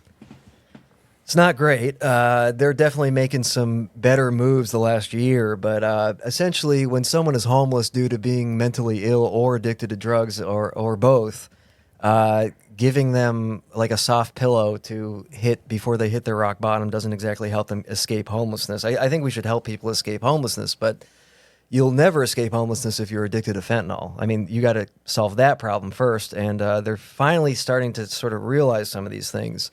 But, you know, I saw people get free. I got free housing at one point. I saw a lot of people get free housing and sell it or rent it out, or pimps would pimp women out of their free housing. And, you know, you can't free crack pipe your way out of a homeless epidemic. You know, it just seems like you go, okay, man, I get it. You know, maybe we'll give them the drugs, we'll give them that so they commit crime, but so they stop committing crimes to get it. And then it just makes the situation worse. Yeah. It just makes it worse. And like, I don't know about you, you're sober, I'm sober. I think when you have no hope, it's hard to get sober. Yeah. You talk to anybody that keeps relapsing, it's because they just can't get out of their own way. Yeah. They're super sad. They feel like they have no hope. So you keep banging drugs, you're never going to ever get over it, dude. Ever. Yeah. No, these government policies are essentially giving you enough rope to hang yourself with. 100%. Which will fix the problem. Ultimately, it will just kill all the homeless drug addicts. But that's a nasty way to solve that problem. Yeah. You know, so.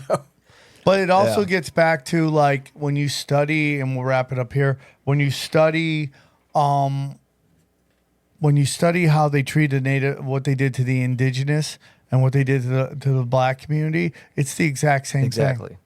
I mean, they flooded both of those with drugs. Mm-hmm. They took away jobs. They did. I mean, it just ends up just never works ever. Yeah. And it's meant to just depopulation. Yeah.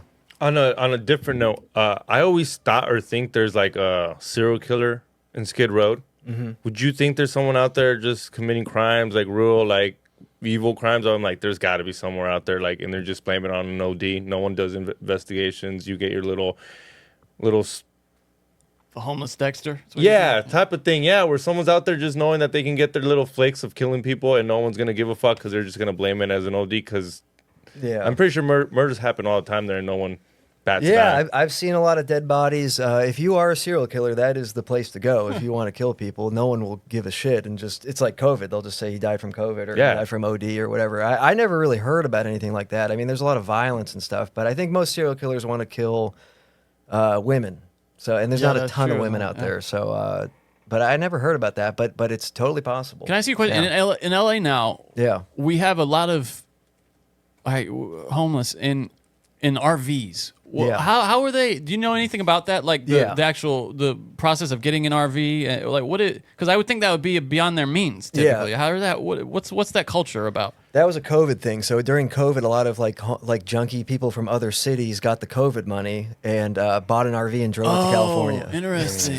So that's what happened. Oh, so they bought it with the COVID money. Well, they send us their homeless. It's all the time. I had no idea. I've like blacked out on drugs in the valley and just woken up on Skid Row. Like the cops just dropped me off at Skid Row. Check out the book. The links are in below the description. What's it called again? It's called Crooked Smile. My name's Jared Klickstein. Hit me up. If you can't afford it, hit me up. I'll send you, or I'll email you a PDF or something. Yeah, we'll make it happen. Go to SamTripoli.com. Check out my, I'm going to be at Skankfest next weekend or 2 weekends from now. The 27th through the 28th. Louisville, Kentucky. Tickets are moving. Join me at the Murder Circus Comedy. I did a great flyer. People love it. They're also telling me they're scared shitless of it, which totally fits the whole point of it. Tampa Bay, Side Splitters, and then at the end, Cancun Jiu-Jitsu Overdose. SamTripoli.com. Adding premium content's on fire. Going to do a Dangerous tonight. Probably going to break down the Unabombers. We're going to listen to the audiobook of the Unabombers Manifesto. Putting 2 to 3 to 4 episodes every week up on SamTripoli.com. Your special. How do you get your special? Oh, yeah. Sam Tripoli. It will be. Listen, so here's what's happening with the special. I'm going to probably put it out early. If people want to donate to help me cover the cost of it, I'm going to do that. And then I'm going to put it out for free everywhere. Dana hates that I'm probably saying that. But I'm just want as many eyeballs on it. It's going to be heavily censored on. I'm going to be censoring it on YouTube because I'm saying words that YouTube won't like, and they'll just banish it to the dark realms. And that's going to be. You're going to see the uncensored version on SamTripoli.com, Twitter, and Rumble. So that's what's going on with those. It's coming out October 15th, like I said at the beginning of the show. New dates. Check out all my premium content. And then check out our affiliates. They're really great. Gold, silver. I don't want to get into it because it's been a long show. But yeah, go to SamTripoli. We have so many affiliates right there. You guys can check it out. Anything else, guys? Hit the like button, subscribe, please. Anything? Come check me out on Twitter at Johnny Woodard. All right, guys, enjoy these highlights. Here's a clip from the latest Broken Sim. Did you see this? This was just weird. I gotta go. What is Chris Cuomo up to? What is Chris Cuomo up to? He gave like a hybrid apology kind of thing to Trump, and it's just bizarre. I don't know what his game is now.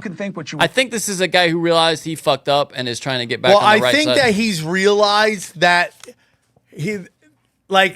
the side that he was in is never going to take him back. Yeah, maybe. So now the only hope is, and it's like, hey, did you hear that the Hawk Tui girl is on her podcast is talking about the OKC bombing? I couldn't find out if that was real or not.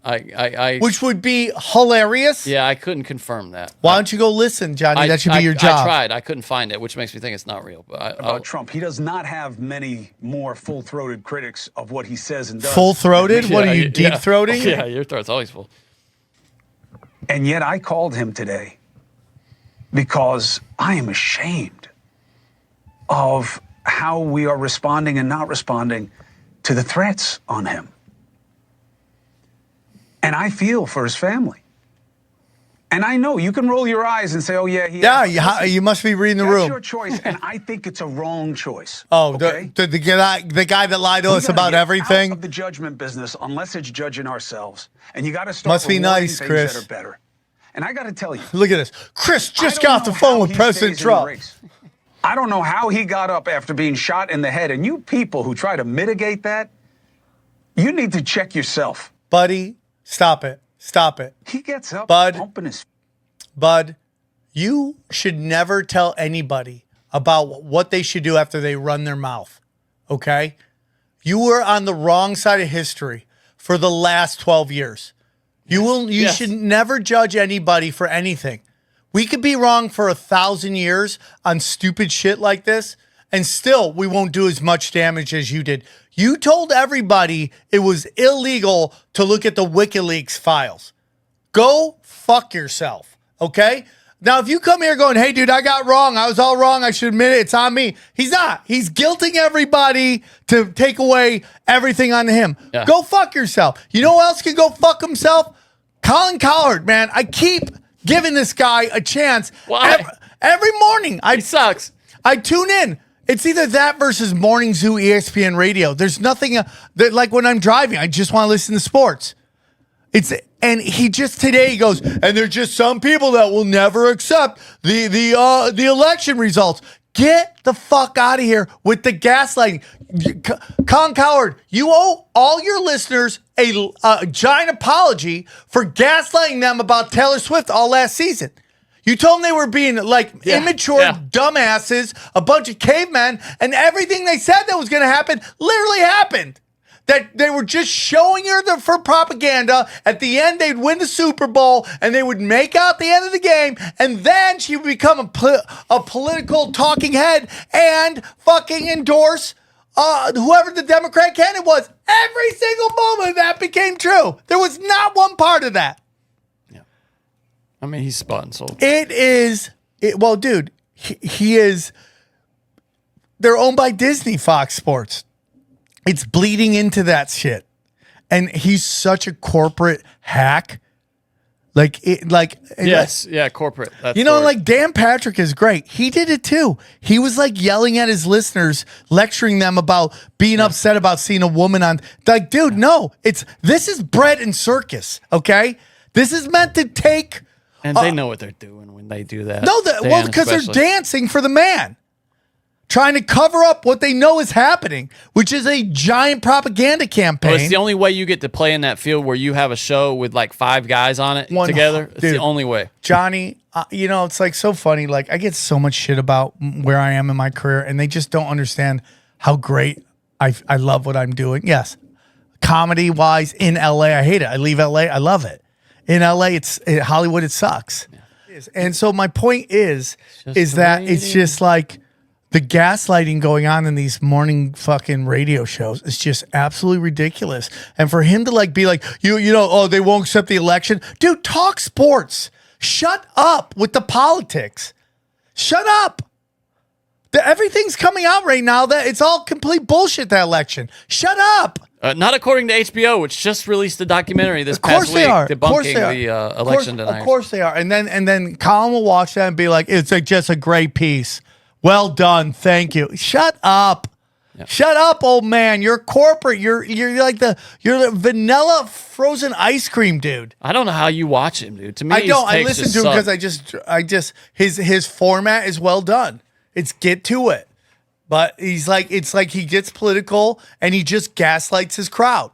There is room though for what would you say, non-political but honest sports talk. Yeah, like if you could just talk sports. Yeah, but in a way that where when political shit happened, you could be honest about like the kneeling and all that shit. You know what I mean? Someone should do a man on the street and they should go and be like, go up to black people, one lyric of the black national anthem. Yeah. Just give me one. Yeah. Just give me one. And see how long it takes for you to get one person to give you a lyric. Yeah, that's it. Outside the word the, what is a one lyric in the black? It doesn't exist. It's like Kwanzaa. Nobody's really celebrating it except for grifters. Is the word axe in there anywhere? Yeah, go on. So, okay. Yeah. Do we have to listen to more of this? Yeah, it's fun. Barely even talks about it. Now, look. I do believe he has wasted opportunities, and he has another one now. Who better than Trump? I'm going to speed you up, Chris. To say, we can do better. I can do better. I know he keeps doubling down on his angry rhetoric. How can he not? It keeps working for him. I don't know that it gets him elected. My theory is that he needs to expand. He had a chance to do it after he was the target of an assassination. At the RNC, he had a chance to say, I know what got me here. It's not going to get me where I want us to be. He did not. No, Johnny, stop it. You can't. You just can't do it. No, but didn't we both agree that he was too nice to Kamala in the debate? Yeah, of course he was. Like, he's saying the exact, he needs to be nicer. And we're like, no, dude. You could have curb stomped this woman. Maybe you say it in a nicer way, but there was multiple times to put her mouth on a curb and curb stomp her and end this election. But you didn't do it. But what he's doing here is insidious. See, he's starting by pretending and paying lip service to this one idea. Because he ends with it too. If you'd like to hear the rest of this episode, subscribe to Broken Simulation in your podcasting app or check us out at youtube.com/SamTripoli. We go deep, homeboy. Aaron, open your mind. Drink from the fountain of knowledge. There's lizard people everywhere. That's some interdimensional shit. Wake up, Aaron. This is only the beginning. Dude, you just blew my mind. Tinfoil hat.